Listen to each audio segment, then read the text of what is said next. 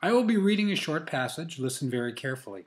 As you listen, you may take notes if you wish. At the conclusion of the reading, you will be asked to answer 10 multiple choice questions on the Scantron form that has been distributed.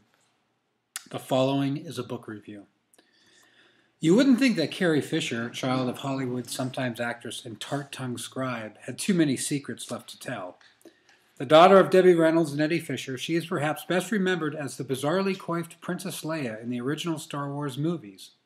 More to the point, she has chronicled her own thrills and spills in 4 semi-autobiographical novels, the most famous of which, Postcards from the Edge, was made into a movie starring Meryl Streep.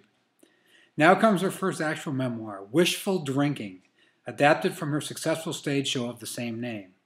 A slender volume with lots of pictures, the book is not at all new. I spotted a couple of lifts from Fisher's most recent novel, The Best Awful, 2004, and there may be others.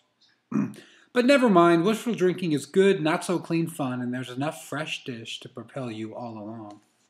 Amusing and caustic, Fisher blithely tells tales out of school about herself, her family, and the many bold-faced names she has known. She talks about having make-up sex with her ex-husband, the singer-songwriter Paul Simon, and getting some weed that did me in from one of her co-stars. A semi-recovered addict, Fisher says she started smoking pot when she was 13. For Christmas one year, her mother gave her a vibrator. There's lots of good Star Wars lores too. On the first day of filming, Fisher writes, she was wearing her character's signature white dress when the director George Lucas approached her. He takes one look and says, "You can't wear a bra under that dress." So I say, "Okay, I'll bite. Why?" And he says, "Because there's no underwear in space." Like he had been to space and he hadn't seen bras, panties, or briefs anywhere. Instead of a bra, Fisher turned to gaffer's tape for support. Wishful Drinking is not all wisecracks and tittle-tattle. Fisher's writing can be insightful, even affecting, especially when the subject is her mother, an eccentric yet stabilizing force in her life. Or her younger and probably born-again brother Todd. In the book's prologue, the author soberly tells how electroshock therapy, undertaken to correct a severe mood disorder, changed her outlook, forcing her to rediscover who I am. But Fisher, 52, doesn't stay in contemplative mode for very long. While she acknowledges the real pathos in her life, she doesn't dwell on it.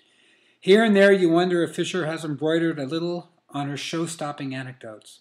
As if anticipating this reaction, she writes at one point, "Now look, I know you might be thinking that a lot of the stories I'm telling you are over the top, but you can't imagine the ones I'm leaving out." Fair enough. Indeed, as Fisher reminds us more than once, movie stars and their offspring really are different from you and me.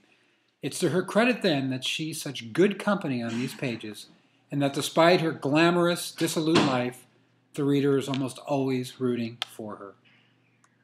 Now, answer the questions.